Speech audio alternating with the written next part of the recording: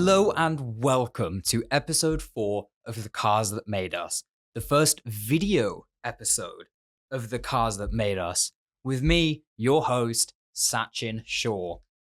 This is such a special episode because not only is it the first video episode, people on Spotify and YouTube can enjoy that one, but also this is the first episode that we have with a guest. And this isn't just any guest. This man is something special. He knows cars, particularly classic cars, inside out. This is James Elliot, the editor-in-chief of Octane magazine. I just finished doing this episode. I just finished recording it not long ago, and it was absolutely fantastic. James not only is so knowledgeable, but he opens my mind to an era of cars that I'd never really thought about before. Most of my time within the space of car enthusiasm has been spent thinking and, living in the space of cars from at least the mid 80s and the 90s to the 2000s and early 2010s. You'll know that based off of what I talked about in episodes 1 to 3. But this episode is really something special because when researching the cars that James wanted to talk about, 3 cars that are actually in his personal garage, it opened my mind to a complete different end of car enthusiasm and motoring enthusiasm. Because this was a time well before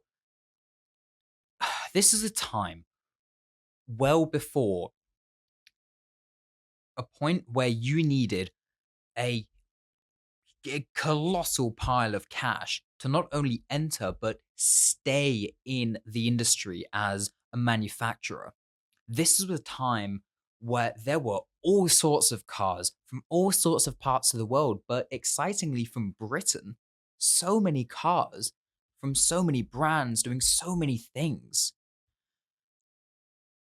And this was also a point, the 60s was also a point where future classics were to be made because there were so many brands throwing things at the wall and seeing what sticks.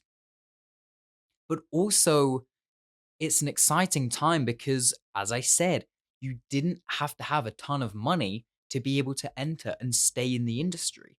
So as a result, there were so many interesting things that came out of it. And it was before safety regulations took precedence. So we had all sorts.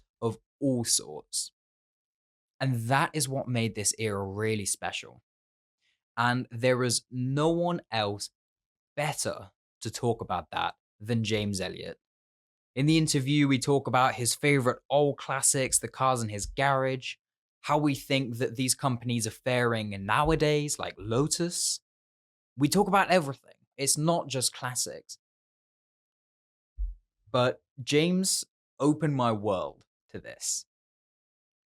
The classic space, that is. He opened my world to it. Because as I said, I'd never really spent much time thinking about it before. So this is a very special episode, not only for me, but also you classic car fans out there, but also the people who haven't spent much time thinking about any cars that are, say, pre-70s or 70s or prior. Because these are some interesting automobiles that have had lasting effects on the industry that, we still see now.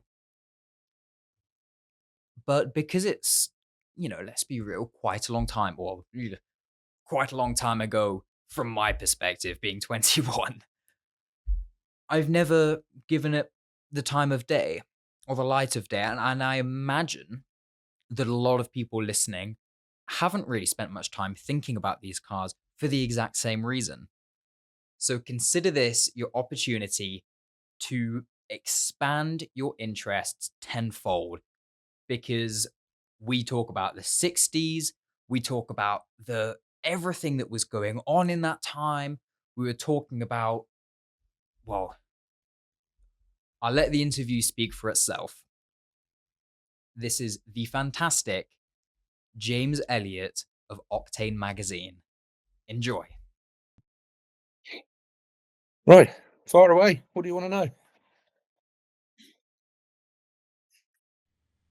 Well, first of all, I noticed all three from the 60s. Yeah. Tell me about the 60s. Tell me about the connection that you have to cars from this period. I don't really know. I'd like to. My connection with the '60s is pretty slim. I was born in it, but I was born towards the very tail end of it. I was born in 1968, so I can't claim to have lived through the '60s and been in swinging London and all that kind of thing. I do think that the '60s pretty much represented the peak of car design and the peak of car styling before there was really any safety restrictions whatsoever. And of course, the big malaise with car styling now, designers and stylists do an amazing job considering, the guys in the 1960s just had a piece of paper and a pencil and they could draw whatever looked beautiful and that would get built. And now you've got to say, well, I've got to have an A pillar that's 6 inches wide so I can get airbags in it, and I've got to have airbags in the side and width. And so much legislation now and regulation determines the way a car is styled and designed that is very, very limiting. And considering those parameters, they do an amazing job. But in the 60s, it was like the last gasp of having complete freedom to build the car you wanted, ridiculous engine sizes, all and beautiful styling, and it was just a real high point for me. And I suppose it was a big societal shift as well. The 70s is slightly more appreciated now, but growing up in the 70s, there weren't a lot of great or very desirable cars around. I can tell you, it was a bit of a dead zone, and it picked up again in the early 80s to the mid 80s. But that's also when cars became a lot less analog. That's when you started getting computerization and you started getting systems. And to me, they took the soul out of the car. I mean, they've increased safety. They're amazing to get from A to B. But it's the 60s ones that really resonate with me as sort of the height of the freedom to design something beautiful. So a car can do a job and be a piece of art. Yeah, no, for sure. No, there's one of your cars, not the Elan, not the Interceptor, The Triumph. the Triumph 2000. The first model of that looks wonderful, but some of the later versions do have some, like, bits of rubber and things on the bumper, when safety was, beginning to get in the way, but designers didn't really know how to work around the limitations yet. Exactly. I mean, the first the original Triumph 2000, I've got a Mark One, came out in 1962.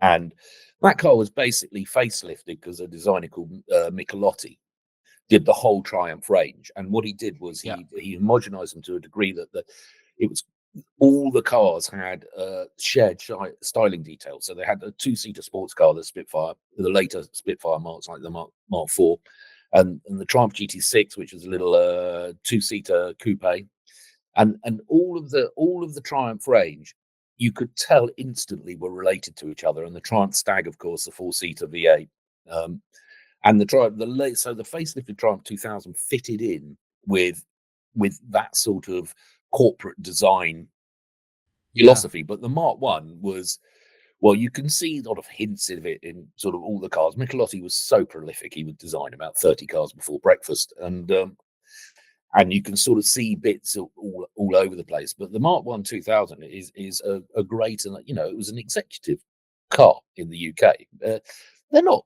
very expensive or desirable now, but I've been running that car since the mid to late 1990s. Some friends of mine actually basically built it in the first place, and it's probably the one I'm most emotionally attached to. I've just, rather than restore the Elan or the Jenson, which would have made financial sense, I've instead restored the Triumph because that's the one that means the most to me. Uh-huh. Well, let's start with the Triumph then. Mm. So it was really at the height of, like, the Rover versus Triumph rivalry, really. Basically before, financial difficulties got in the way of absolutely everything concerning British manufacturing and whatever. Yeah. So when did you first come across the Triumph 2000? Like what's your first memory of it? My dad had one when I was very young, but I it's more useful that when I came across it as an adult, in that they were very, very cheap. If you were, for example, 18 or 20 in the late 80s, late 1980s, and you had these cars were very cheap secondhand, and you could have a big, comfortable cruising car with an overdrive gearbox. So you in effect had 6 gears and a 2.5 litre straight six engine. That it's not an Aston Martin straight six, but it's a really good engine and a big powerful car, and you can have one for a few £100. And it was just a car that a lot of young people who were enthusiasts kind of bought at the time, and particularly my friends, and they introduced me to it, and I sort of got the bug for these cars as well. And still today, I go to an event where a lot of younger people turn up, and there's a good number of them again in these Triumph big saloons. So they've still got that sort of cheap, affordable classic car, but a very good car for the money status. Yeah, yeah. So you said you got it in the mid 90s? Yeah, the story of this specific car was I have a very good friend called Humphrey, and that's not, he's genuinely called Humphrey. I'm of an age where that's not that unusual. He had a Mark II, which he and another friend, Andy Thompson, who is a bit of a guru of these cars and lives in Australia now, they built up to me. Pretty trick. It was a lot hotter than it should have been. Anyway, Humphrey drove it into the side of a Welsh farmhouse, and so they transferred pretty much all the parts from that car into a Mark I shell that they found in a shed that had never really been used. And that became the car I'm now running. And they were my friends when they did it. And they went off, as I say, to Australia to gold mine. And when I realized they weren't coming back, I said, look, this car's just going to rot away, and I'll recommission it and I'll run it. And that was in probably 1998, I would think. And I've Wow. been running it ever since. It's so cool that it's a Mark I as well. Yeah. I like the Mark. Do you know what? I like the Mark II. I'd like to have both, but that would just be greedy. And they are essentially the same car. But some people prefer the Mark I, some people prefer the Mark II. I don't know. I mean, but the interesting thing was when it came out in 1962, it sort of leapfrogged all the Rovers, because you were talking about that rivalry. And then the Rover P6 came out, which in terms of sophistication was a far more sophisticated car. It was European Car of the Year. It was a far more sophisticated car than the Triumph, but still that sort of put neck and neck. I mean, people often didn't buy a car based purely on its technical advancement, and the Triumph still sold very well, and the Mark II Triumph was selling, went on for another decade. Yeah, no, from what I could tell, the Triumph 2000 that really cemented itself above the P6 was the estate version in 1966, because they had this luxury estate that monopolized the market. And I did it. whatever Rover could bring to the table, it just didn't have, it was a bit too expensive, and it just didn't quite. Well, of course, there wasn't a factory P6 estate, I don't think. Although there was one by FLM Panelcraft, and I think a couple of other coach builders made them. But whereas the Triumph, you could just go and buy it from a showroom as an estate, I don't think you could do that with the Rover. And the rarest of all the Triumphs, actually, and I think it's the rarest production Triumph of the lot, is the Mark I 2.5 PI estate. And of course, the PI stands for petrol injection. So this was one of the first British production cars to be fuel injected. Yeah. And it's got a fairly rudimentary Lucas system, but once you get it right, it's people were scared of it at the time, and they said that it was unreliable. What was unreliable was the pump, and so the pump used to overheat, and the fuel would vaporize, and you used to have to put peas on it, or worse, pee on it, to cool it down in order to use it. But you can upgrade the pump, or you can make the pumps work better now. And once you do that, then you shouldn't have many problems with the fuel injection, and it is wonderfully smooth for a sort of mid 1960s car. It sounds like so much fun. Would you say it's like a daily driver for you, or It has been for long periods. It isn't at the moment. I struggle with that because I always say I daily drive my cars because my classics, but because I use them. I don't use them just for high days and holidays. But then it's ridiculous to say you can't daily drive 4 cars. yeah, So it just doesn't make logical sense. But I use the Triumph a lot. It's as I say, it was away for a year being restored, and I really got the fever for it when it came back, and I was just using it all the time for any journey. I mean, it is a car that I would happily jump in and drive anywhere. I wouldn't be worried about breaking down. It's proven itself many times. yeah. And I mean, it's something to look at as well. The guy behind it, he did quite a few. Obviously, you said the whole Triumph range, but he did a few Alfa Romeos, didn't he? He did everything. I mean, he's probably best known in Britain for the Triumphs, but he started off working for the coach building companies. So, you get, in the olden days, you'd have Bertoni or Pininfarina or whoever would be a proper, they wouldn't be subsumed into a manufacturer, or like Gear is owned by Ford or whatever today. But, these would be independent companies that manufacturers went to, and they had independent designers within them. And Michelotti, like Giorgetto Giugiaro, who's probably the most famous of the lot, he started off working with these. So the first cars he probably put his name to were coach-built Ferraris. And from there, he then went and set up his own design studio. And then you sort of have to design anything. And he's done everything. Well, he's done tractors, he's done Chinese cars. But within this country, he's probably best known with it because he had a very long association with Triumph and designed a lot of cars for them over a lot of years. But no, his portfolio is enormous. Yeah. I gotta say, I so wish I would have been able to see like things like Triumphs and Rovers when they were new. Because I'm 21, right? So I sort of I've come maybe a decade and a bit too late. Yeah. To what I would say is, not careful what you wish for, but there may be far fewer of these cars, and you may have to actively, seek them out. So you go to a meet if you want to see them, and there's loads out there.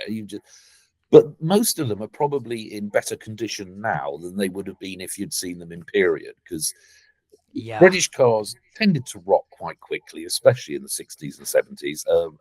Probably only the Italian cars were worse, and you did see a lot of them on the road, but maybe they didn't quite have the same glamour when they were on every corner. I don't know. Perhaps not. I know that obviously British Leyland was very famous for all the wrong reasons because of reliability woes and that sort of thing. Very much the Thames Water of its day, yeah. Yeah, so no, I guess not. I guess they're more special now because the only people who run them are enthusiasts who, put their they put their heart into it, don't they? Into these cars. I mean, if one has been if a 1960s British car has been fully properly restored, it's probably in better condition now than it would have been 5 years after leaving the factory. Oh yeah.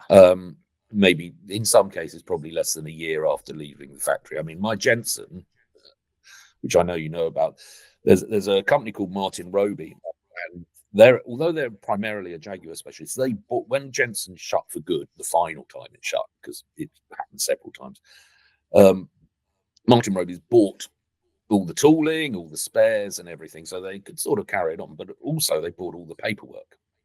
And you can, if you own a car, you can ring them up, give them the chassis number, give them some money, and they will photocopy everything in the paperwork and send it to you.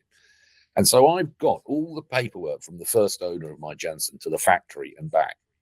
which is, absolutely brilliant. And it's very amusing reading because this car was clearly very badly made.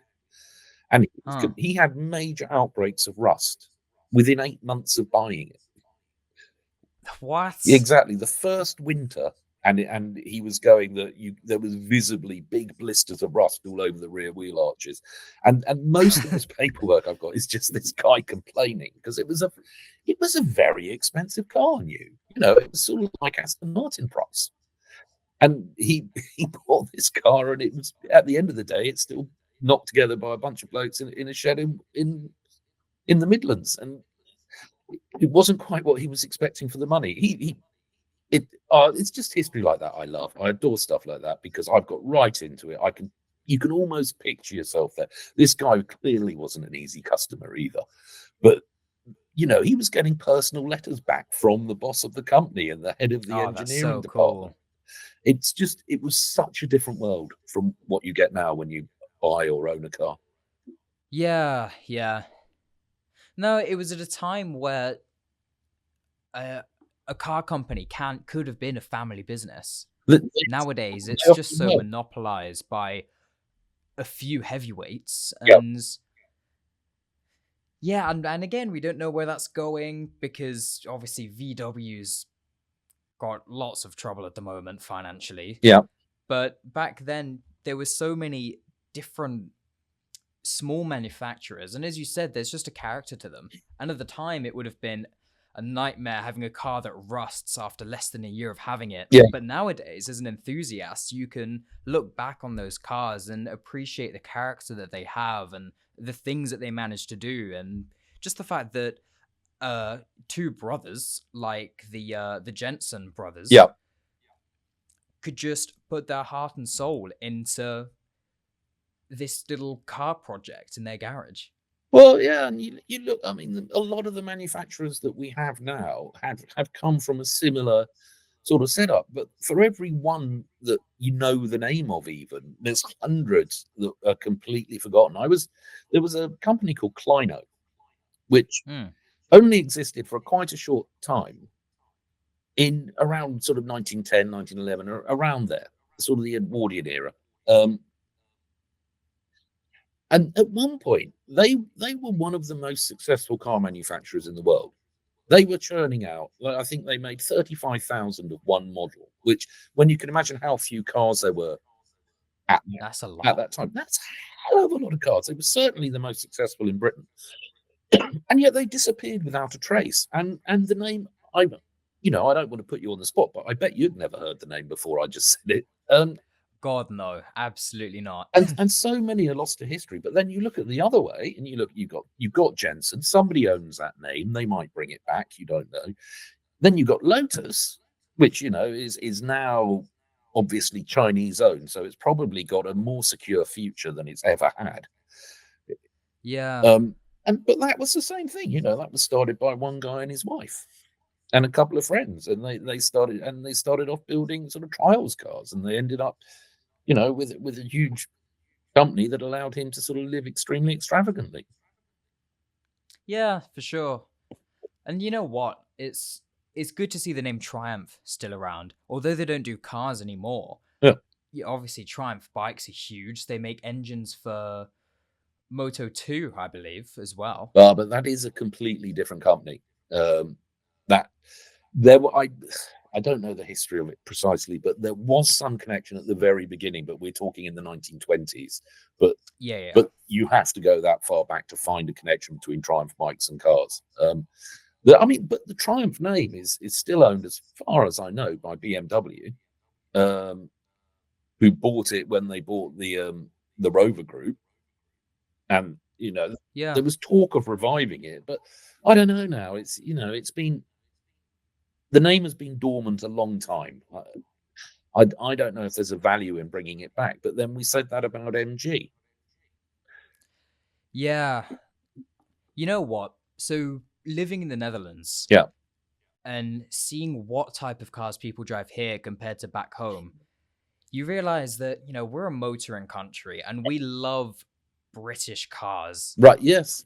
So I think, I think there's a niche market there. There's a market. Is Spiker going at the moment? Because as a Dutch company, that's had a lot of ups and downs. They still exist, I believe. They're not producing anything Right. at the moment, though. Because I don't think. I feel like I would know if they are. Hi, Sachin from the future here. Just clarifying that Spiker do have a car out right now. It's the C8 Preliator, the latest version in their C8 lineup. They're the Dutch Pagani. They release one car and they'll just do different versions of that for years and years and years. Probably because they have no money, but also because the C8 is an incredible car. The latest one, the Preliator, is beautiful. Not only is it stunning and a unique looking thing, but that interior is just gorgeous. It's just a plain cockpit, but way cooler because it's in a car and it's just it's just stunning. It's something else. Like I genuinely think that interior is nicer than the Pagani Utopia. And that is saying something because that is the best interior on earth. So yeah, Spiker, C8 Preliator. Yeah, that. Okay, back to the interview or chat, conversation. Interview-like conversation. in Spiker, the name dates back to sort of the dawn of motoring, and they churned out a fantastic car in, again, the start of the last century. Yeah, yeah, they did. And then their more recent ones are sort of the ones with all the Audi mechanicals. I drove one of those. It was a good thing. Yeah, yeah. But I don't know how it. You look at even today the amount of people who try and sort of set up boutique motoring manufacturers or revive TVR or whatever.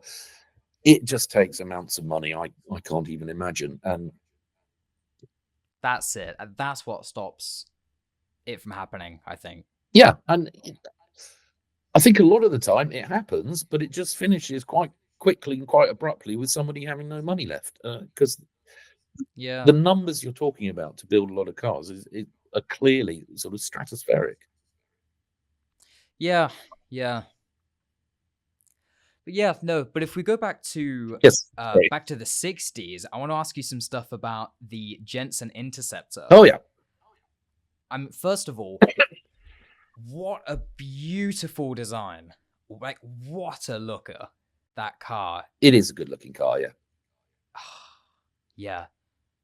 I mean, that car is the epitome of good design from that era, I think. I think so. I mean, it's, again, like the Triumph, it sort of hides fairly archaic and underpinnings. It's a really heavy twin tube chassis with an extremely heavy sort of Chrysler 6.3 liter engine in the front, and again a heavy Torque Flight 3-speed gearbox, and it's on cart springs at the back. It's on sort of semi-elliptic leaf springs, and it's not pioneering any new tech, but no, in terms of sort of, if you imagine you were a major league businessman in the 1960s and you wanted to drive to the south of France and petrol was 20p a litre or whatever it was, so the 7 miles a gallon or whatever you were going to do, and that's only around town. The most I've got out of mine is 18 miles a gallon, but that's top. Mm-hmm. That was on the motorway gentle cruise.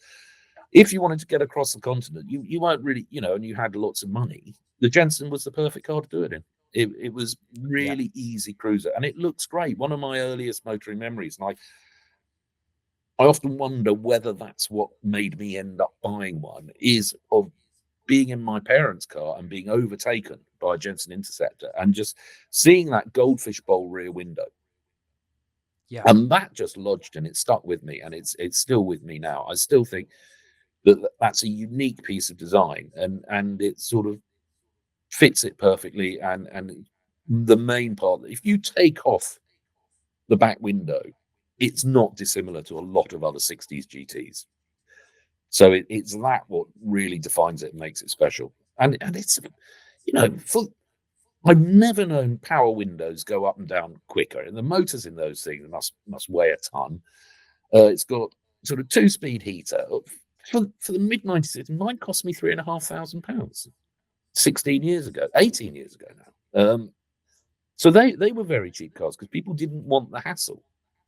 They're like, if you look now at 20-year-old Bentleys or 30-year-old Bentleys, you look at those and you think, God, that's really cheap. I could afford that. Well, yeah, you can, but buying it is just the start. Real costs happen when you need to service it or put fuel in it or insure it or do all this other stuff. And so, but if you're prepared to put up with the pain, let's say I've got that Jenson Interceptor because I bought it extremely cheaply because people didn't want them. Now they're slightly more expensive. Yeah. I mean, obviously, I don't have the same sort of connection to them, but that is such a good way to first see a future dream car. It just driving past you, and you go, "Whoa, look at that!" When you're a kid. Yeah, and for me, it's got to be the Audi R8. Is that sort of that is a great that's car. the thing. And the interesting thing, it's interesting you should say the Audi R8 because I was fortunate enough to borrow one for a month. And so I just drove that and nothing else for a month. One of the perks of the job. Wow. And it really chimed with me more than most modern supercars because you were very involved as a driver and it gave you lots of feedback. And it was quite analog. And the gear change was, you had to force it through. There was very little electronic interference in the driving experience. It was a very pure driving experience, like the classic cars and like the McLaren F1, which is what makes that so special. Is it doesn't need all the gimmickry to make it amazing. And also, you could look at the Lotus Elan, no, not the Elan. I'm being an idiot. The Elise. That was very back to basics as well. And it said, we don't need all this assistance here, there, and everywhere. We can live without that. And it doesn't diminish from the driving experience. In fact, it enhances it because it makes you feel more involved and as if you're doing the driving rather than the car. Yep. And, as EVs take over the market and given their intense acceleration, for me, there's a lot less value on speed and a lot more value on just the driving experience and just enjoying the drive. Driving isn't about feeling insane G-forces anymore because it's very easy to get that thrill. Yes. It's much more about just sitting back and enjoying the machinery, enjoying all the parts in the car at work and just being a part of that. Absolutely. Yeah. I'm impressed by a lot of the tech in EVs. I'm impressed by the acceleration. I'll get in one, I'll be in a straight, safe line somewhere and I'll floor it and I'll go, wow. But at the end of the day, wow is a very short-lived emotion. And when I drive a classic car, as well as it's all about emotion, there's a feel-good factor involved in it. There's also a little fear element. Whenever you're in a classic car, there's always 5% of you worried about breaking down. But the rest, it's an emotional experience. We're all different. I know that doesn't apply to a lot of people. I know that maybe I'm the freak finding it a very emotional experience and enjoying it, but I do, and I love it, and I'm fortunate to live somewhere where at the moment, if I wanted, I could drive nothing but old cars. And there's no restriction on my mileage or anything else. And so I can indulge that. And there's all sorts of environmental reasons why, surely, 60-year-old Triumph. My Triumph is, it turned 60 this year. A 60-year-old Triumph has written itself down in terms of environmental impact. And that even though it's driving around with a 2.5 litre petrol engine, I've recycled it essentially. And I'm not going to scrap it. Then scrapping it causes an enormous an enormous environmental impact, and probably I think that it's correct to say that building a car and scrapping the car are the two biggest environmental impacts it has, and everything in between is lesser. So if you've got a car that's 60 years old that's only been built once and then recycled, it's I know that fuel possibly isn't, petrol possibly isn't the best thing in the world to be running a car on in terms of environmental impact, and I'm not a climate denier or anything, but I do sort of think that if we're focusing on classic cars and not on transport ships and aeroplanes and some of the other elements which are, as far as I can see, causing much more damage, then we're looking in the wrong places. Oh God, yeah. I mean, it's a form of recycling, is how I see it. Yeah. Because you're making sure that the machinery that is in existence gets used. At least you're not birthing a car into existence and then it either just not doing anything, not selling like a lot of EVs right now, Yeah, or sending it to scrap. absolutely. I mean, you're keeping it alive. I don't know whether these cars were actually ever designed for us to keep them alive, not as late as the 1960s, but there was a time when a car wasn't necessarily designed to live forever, but it was designed to resist time.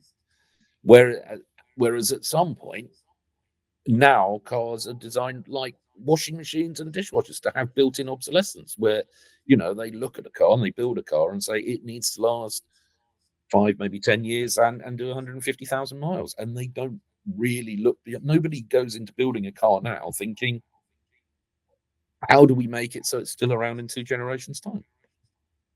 Yeah.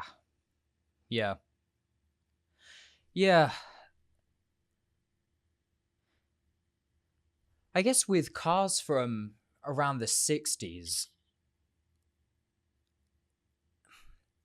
they might not have necessarily been thinking about if the car will be drivable in 60 years' time. Yeah. But they're certainly a lot more drivable now than back then, as we were saying, because of reliability and like rust and things. And Absolutely, and upgrades. I mean, my cars aren't hugely upgraded, but for example, my Triumph is on drilled front discs, which were and 4-pot calipers, and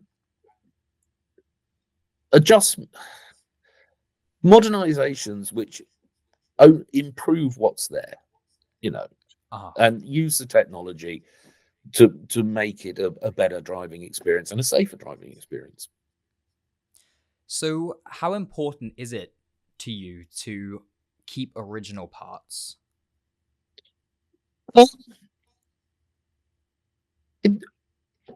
Parts fail. It doesn't matter how expensive your car. Over time, parts will fail. Now, I can't think of a part that you can't get rebuilt if you're ready to put the investment into it. Mm-hmm. Often, though, it's cheaper and easier to replace it with off-the-shelf new alternative. If you're entering a concours, if you've got a car that is the last one of its type that should really be in a museum, or if it is a museum car, then I think originality and replacing original with original is very important. If you're using a car, planning to use a car more or less daily or a lot in the modern world, then you probably need to be more pragmatic than that. Yeah. It's a funny balance to get, because when you're trying to buy a car from XYZ time, you want to be driving the car from the time. Yeah. But again, at the same time, there are concessions and there are things that decisions you're going to have to make about what needs changing. A lot of people, not me, though I have considered it recently, a lot of people retrofit these power steering systems. Yeah. And I don't see a problem with that. It's completely reversible. If anything's, as long as something's reversible, I don't have an issue with it. Anything that's reversible, I don't have an issue with. On that note, what do you think about resto mods? I love some of them. Some of them seem to be gilding the lily a bit. They're obviously very popular at the moment. There's an awful lot of them. It's hard to keep track. There are so many. I've driven a fair few. I just, as long as there's a market for them, and again, there's this important thing of, I think, if you look at how many Jaguar E-types are out there, although a lot of people think it's heresy to take them away from original, there's still lots and lots and lots of original cars there. I don't think that if somebody wants to resto mod it or upgrade it, I don't think that's the end of the world. But if there was just one and somebody said we want to resto mod that and materially change it in a way that's not reversible, then I might have an issue with it, because that's a piece of history that you're playing with. But most of the time, I love them. Some of the prices make my eyes water. Yeah, God no, E-types have taken off in price. My friend's dad has one, and he took me for a drive in it, and it is a stunning thing. It's an original in red, right? And it feels like, aside from the speedo, which is a bit off, it feels like it's right out of the time, and it is perfect. It's beautiful. Yeah, they are an amazing car. Right, here's a confession that. So for your first video cast or whatever it's called, I'm going to give you a confession that I underrated E-types for a long time, and the reason was simple. I drove a lot of bad ones without realizing they were bad ones, and this is what happened. So, like, if I started working for classic car magazines again in 1996, I think was my first job in classic car magazines, and back then you could buy an E-type for not an enormous amount of money. You still do less than £10,000. And a lot of them were just old cars that were hanging on. They'd never been restored. They'd never had the engine rebuilt. And you could buy one cheaply and you could drive them. And most of them out there were okay, but they were just, the mentality was different then. The cars weren't quite so coveted, weren't quite so cherished, and weren't quite so well looked after. And many fewer cars, they were tended to be, this didn't go for them all, obviously, but most tended to be kept on the road rather than restored. And then I drove a fully restored E-type when it was only just finished running in, and it was a magazine shoot we were doing, and we had a track and we had this E-type, and I drove it, and then everything became clear. This was when I realized, probably 10 years into my career as a motoring journalist, having slagged off E-types quite a lot as being overrated, realized that actually, if anything, they're underrated. And this car was absolutely electrifying. Wow.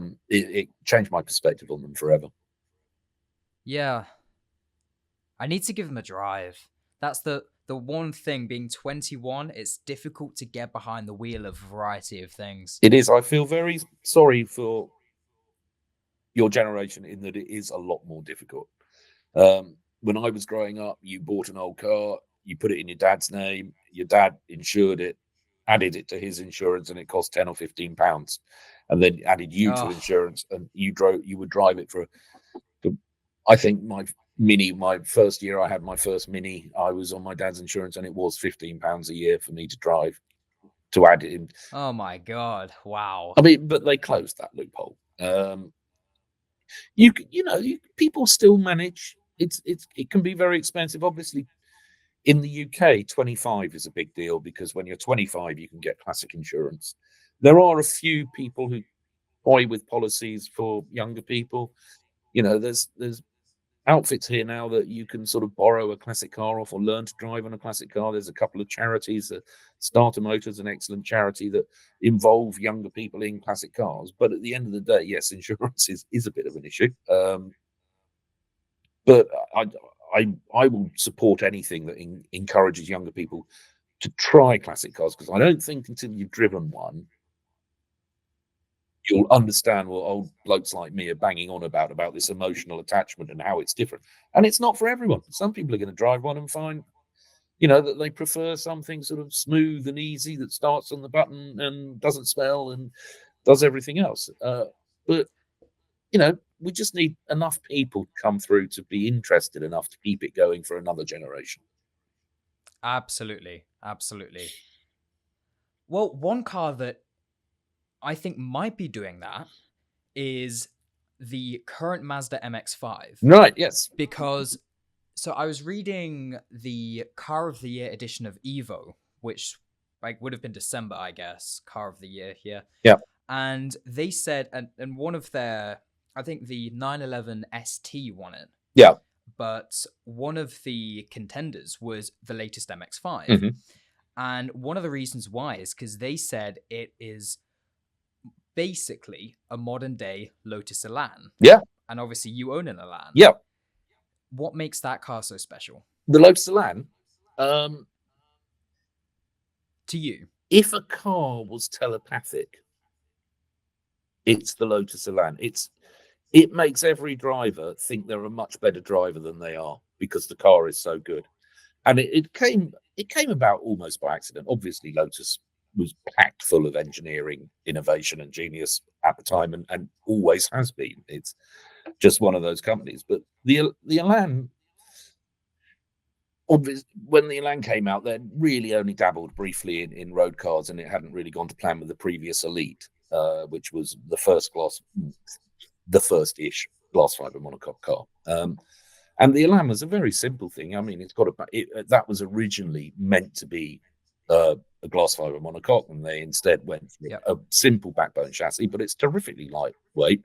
The steering is phenomenal. Gordon Murray has gone on record several times as saying that the only regret he had about the McLaren F1 was the steering wasn't as good as the Lotus Elan. Wow. And it's almost otherworldly. I mean, the car knows what you want to do, and it looks after you, and the handling is phenomenal. And the Mazda stories, they had a Lotus Elan. They listened to a Lotus Elan. They even listened to the exhaust note and tried to replicate that. I wouldn't say it was a shameless copy. It was more of a homage. They looked and said, what's the best sports car there's ever been from a driver point of view? They picked the Lotus Elan. I can't disagree with them. I've had several. And they built the MX-5 using those principles. And, it even bears a slight visual resemblance. But where Mazda deserves the massive, massive plaudit is the fact that, like all cars, they started off with something quite lightweight and slender and nippy. And over 3 generations, it started to get heavier and change its character. Yeah. And yet, but with the 4th series, they went back and they, rather than continue on that trend, like all cars continue on that trend until they get sort of so heavy and that they no longer serve their original purpose, Mazda turned around and said, no, we'll go back to basics. And the 4th generation will be lighter. It'll be more like the original. And, with a 6-speed box, that 4th generation is a fantastic car to drive. I absolutely love it. Yeah. So thinking about the things that the Elan brought to the table, you said you've had quite a few. Yeah. Do you have a particular favorite version? I don't sort of think of those. I prefer the earlier ones. And again, the Elan, like everything else, the first cars were lighter and more delicate, and the later cars were slightly heavier. And even if you look at the tyre sizes between the first Elan and a late Sprint, they're almost a different kind of weapon. A late Sprint is still going to be more great handling than most cars you can imagine. But the first one is absolutely, it's like a fairy dancing on a daffodil. It's oh God, that's awful.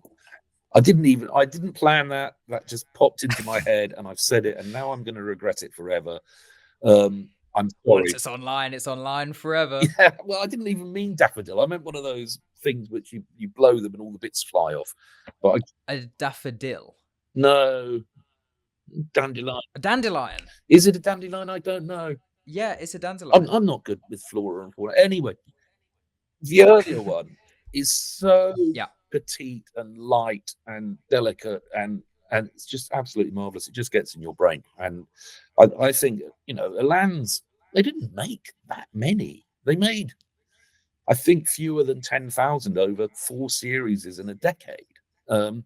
But it's, it starred in a couple of TV shows. It was notably in the Avengers with Diana Rigg, who was a bit of a goddess, even though I don't think she could drive a car. I just think the Elan is the ultimate driving experience. Yeah. And Wow, you know God. what? To do that with a simple backbone chassis and an engine that can trace itself back to a Ford Anglia and a gearbox which is straight out of a Ford Classic Capri, not the later Consul Capri Classic, slightly modified in some cases, but it's got a wonderful gear change. It's really, really it's like really simple everyday ingredients, and yet somebody's made a sort of 4-star Michelin meal out of it. Yeah. And that's what the best cars do, I think. Yeah. They do away with the unnecessary things, because when you have a driver's car, you don't want to be adding things which take away from the experience. It's about maximizing the experience, and that's something that Lotus, as you said, did so well with the Elise. Mm-hmm. And I think they're doing a decent job of with their latest stuff. But again, we're seeing a shift with things. Everything is going towards... Everyone's making an SUV. And I heard recently that even McLaren are caving and are planning to build an SUV now. It's just a rumor. It's not official yet. But, the time of stripped back driving is... Everything comes full circle, and it will return at some point. But right now, everything's about electronic assistance and hybrid engines and all of that stuff. Well, and at the other end of the scale, you've got, there are some pretty bone-racking driving experiences that if you're very wealthy, you can go and buy. There are, as well as SUVs everywhere, and everyone's doing an SUV. And you've got to forgive these people. They're businesses. And it's a huge market, and everyone wants them, and you've got to supply what people want. And you've got to make money. I mean, McLaren barely breaks even, I think. I wouldn't want to comment on McLaren's finances. But I see you're a Red Bull fan now. Now I know you're in the Netherlands. Well, that's all explained, isn't it? KTM fan. Red Bull is just the sponsor. I'm a McLaren person. Right. Ta-da. There we go. Well, that's absolutely fine. But there's a lot of hypercars as well out there, and you can see, you don't have to go on the internet for very long to see somebody pulling up down outside the casino square in Monaco, getting out of their hypercar, being the beautiful people. And that car's great. And if they want to do that, that's absolutely fine. But what we're missing is the great thing about my Elan is it's in a garage. I can go and jump in it, and I can use it as if I was jumping in a modern car to go somewhere. There's no discomfort. It's a really comfortable car. The handling's very soft for a sports car. You don't get any jarring ride. And that's what we're missing. You've sort of got, the market is polarized so much. There are some cars in the middle, but you're basically hypercar or SUV. And even sort of the family saloon seems to be dying. And however much Jaguar waves the flag and sort of says, convinces itself there's still a market for the 4-door saloon, is there? I don't know. I'm not sure. Their rebrand is a really weird one, because people love them. Obviously, they've had all sorts of different cars over time, but the stuff they're most famous for are their sports coupes. Yeah. And some of their race cars, some of the things that set, land speed records for road cars anyway. Mm-hmm. That's what they're famous for. That's what people love them for. But despite that, they're trying to rebrand into something else, even though they've got a market that loves them. As a business, they've got to survive. It's a big business, and an awful lot of people's jobs depend on Jaguar making cars, and a lot of people in the UK and in a specific part of the UK. And if that's what they think it's going to take to keep the company going, I don't think they have to make another XK120, or they have to, I don't think they're beholden to make a modern equivalent of a Mark II saloon, because the people who remember the Mark II are largely gone, or at my age. And Yeah. it's no good trying to sell cars to people who are already dead or are getting onto a bit where they want something maybe slightly more pedestrian. So I, they just need to do what it takes to survive. Is that it? I don't know.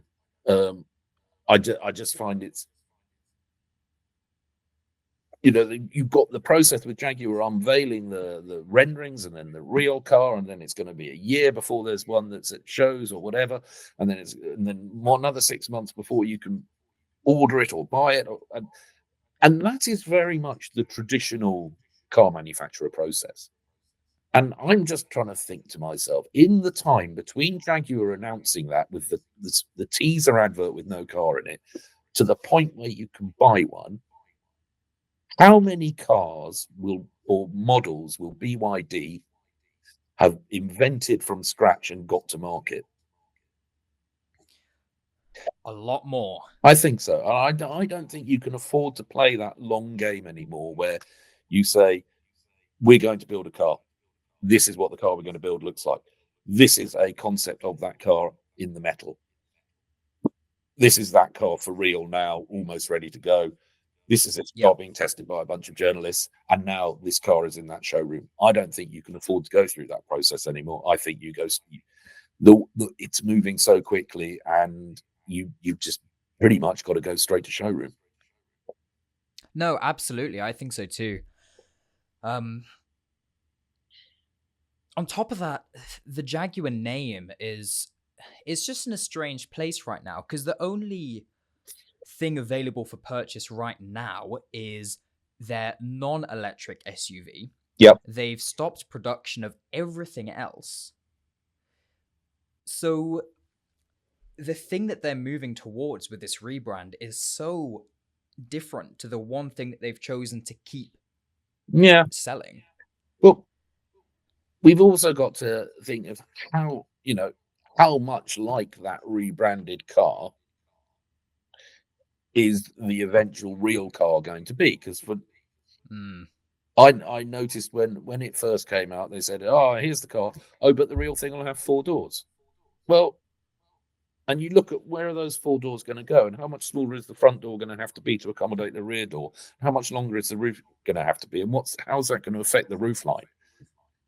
And the longer you look at a concept car, there's a good reason why most concept cars are radically different by the time they get to production. And I know it's about attention, and it's about enthusiasm, drumming up people's enthusiasm and getting them excited about something more than it is about looking at a concept car.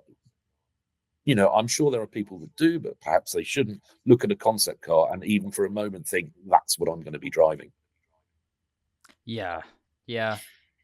No, I don't know if you've seen some of the spy photos that have emerged online. I've seen a few of them on Autocar, and it basically just looks like a slightly more boxy, modern version of the XF. I have seen some photos, but I've also known that the tricks that the companies go up to in preparing cars for photos, sometimes, some manufacturers have gone as far as making sure that their cars are photographed with spy shots. It's not unknown. I will make no judgment on it until I see what they say is the actual car at a show or in a showroom, and that you can go and you can put your money down and buy it, and then that's when I'll look at that car and decide. That is fair enough. That does make a lot of sense. And we're still a year away, aren't we, from the first? Yes, of their new ones. And that's why I'm talking about that timescale. I don't think, I may be completely wrong. I'm not an industry expert. I'm an onlooker. My specialism is older cars anyway. Not to say that I don't sort of have touch points within the modern motor industry, but I just don't think that's how you play the game anymore. Yeah, I'm not so sure either. But again, Jaguar's got such a... I mean, when they were selling a bunch of different cars, their most popular... I think all of their sales in total were still less than just the Range Rover Sport in the UK. Yeah. Well, So, like, clearly there was a rebrand that needed to happen. yeah. But I don't think we can underestimate the importance of Jaguar in the sense that internationally it is probably Britain's most important car mark and car brand. And historically, it has done amazing things. We were, for fun largely, but perhaps for a project further down the line, the other day we were coming up with the greatest ever British car. Mm-hmm. And for most companies, it's a pretty small list. But for Jaguar, it's basically all of them. Yeah. They have different purposes, admittedly, and even from the SS pre-war SS 100, a Jaguar 420G or a Mark 10 is a huge car, and it doesn't really have maybe much purpose in the modern world, but it's a brilliant car, and at the time, it did that job better and more affordably for its quality, commensurate to its quality than any other one. So it's basically all of them, from the XKs, the racing cars, the E-Type. That's how important Jaguar is. And you look at Aston Martin, and Aston Martin's made some amazing cars and is important as well. But as a company, Aston Martin, famously lost money every single year. It was always run by a mixture of sort of common sense, business, and philanthropy. The Jaguar is super important. I just want it to survive, and I want it to carry on making cars, and I want all those people to carry on having jobs. Yeah, no, fair enough. So do I. Yeah. And I'm glad that Lotus is still kicking around.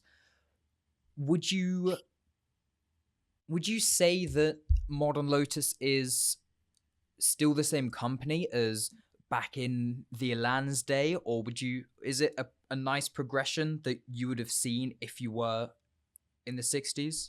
I think we need to see where it goes next. I think it's probably, the company and the spirit of the company with Lotus always seems to be the people in it rather than who owns it. And, when it's been owned by just about everyone at some point or another. And some ownerships have just sort of churned out cars, and others, I feel at the moment, as a company, it is as inspiring and as innovative as it ever has been. And when you talk to the people there, they seem to feel more reassured that it's not going to go belly up than in a week than they ever have been before. Which is a pretty low bar, to be honest, because Lotus has always been slightly precarious. But and that's great. Yeah, that is good. But again, I would love to drive stuff like an Elan. Because as you said, as we've both said, there's just a character that modern cars just miss. And again, part of that is the unreliability. Part of that is the rough around the edges-ness. Yeah.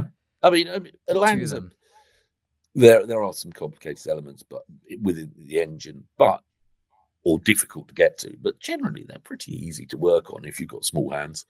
But you've got to bear in mind as well that classic cars, you get your thrills at a lower speed. That you don't need something that goes sort of into hyperspace speeds, because we did a test many years ago where we hired a track and we drove a load of old sports cars around the track, and then at the end of the day somebody drove a diesel Peugeot 308 round, and the 308 was significantly quicker than everything apart from the Elan, but it was still basically the same speed as, or close to, the Elan. But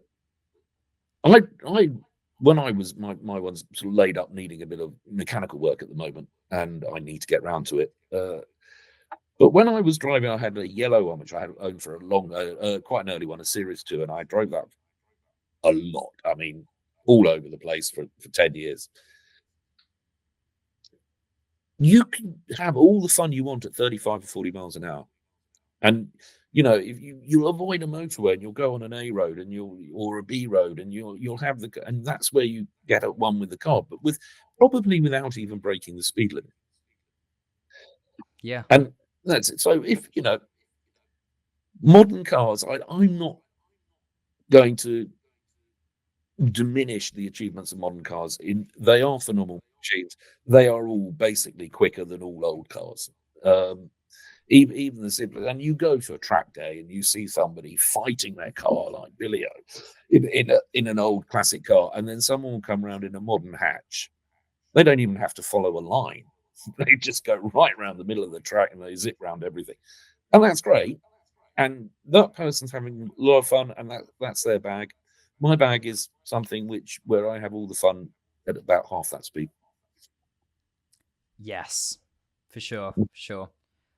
Well, I gotta say, it's been a pleasure to learn so much about, well, just the stuff in your garage. Would you say do you have a favorite out of the three? All three are favorites for different reasons. But if you were the bailiff and you were telling me two of my cars had to go today, the one I would keep is the Triumph, which is totally illogical. But it's all about emotion. And that's the one that emotionally means most to me. Yeah, well, as long as it logically makes sense to you, that is all that matters with cars. Absolutely. It's just that feel. It's about the feel. Absolutely. And in my case, it's about talking too much. I'm sorry, I've gone on far too much. But oh no, don't worry. You've been fantastic.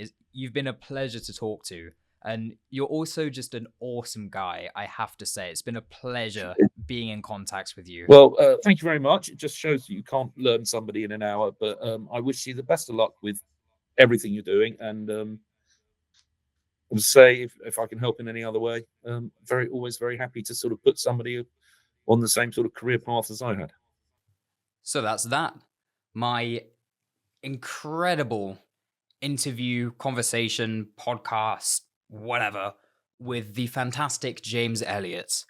I certainly learned a lot in that one. As you can tell, I was, asking lots of questions, just trying to soak up as much as I could from this guy. Not only learning about the industry, but also having the opportunity to understand the importance of cars from this era and why people are so enthusiastic about cars from this time. Because there's such a huge space.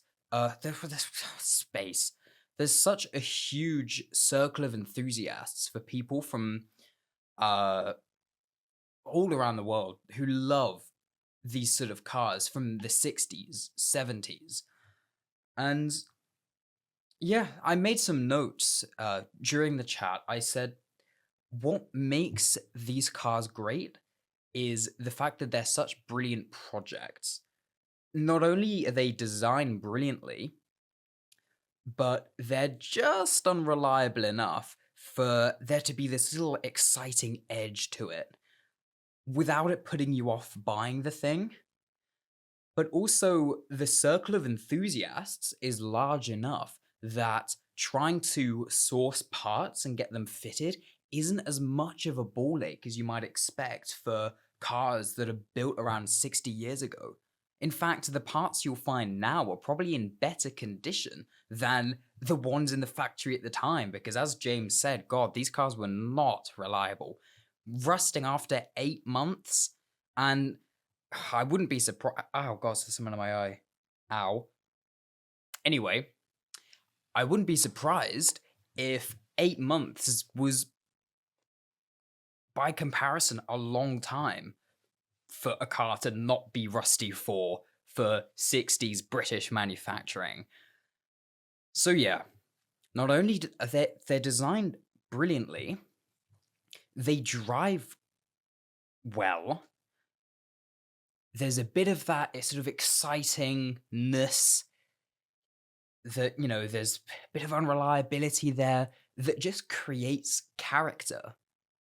And as I said, this enthusiasm, being enthusiastic about this era of cars, is obviously a costly endeavor, but it requires less financial investment than one might expect simply because the cars will be running better now than they were then. So, yeah, that's my take on this whole thing. I hope you enjoyed it. I love this. I'm going to try to keep the video element of these podcasts going because I did love having a camera. Future episodes will probably be solo ones. I'm going to get interviewees as and when I can. Obviously, I'm trying to balance university, whatever, with this as well, and other hobbies, and this and that and the other, and just, living. So I'll see what I can do. But I'm definitely going to keep the video aspect because this is great fun. I love being in front of a camera as well as being behind a microphone. So I'm going to see what I can do to keep that going. With that, I have a coffee to make and a toasty to eat, so I'm going to sign off.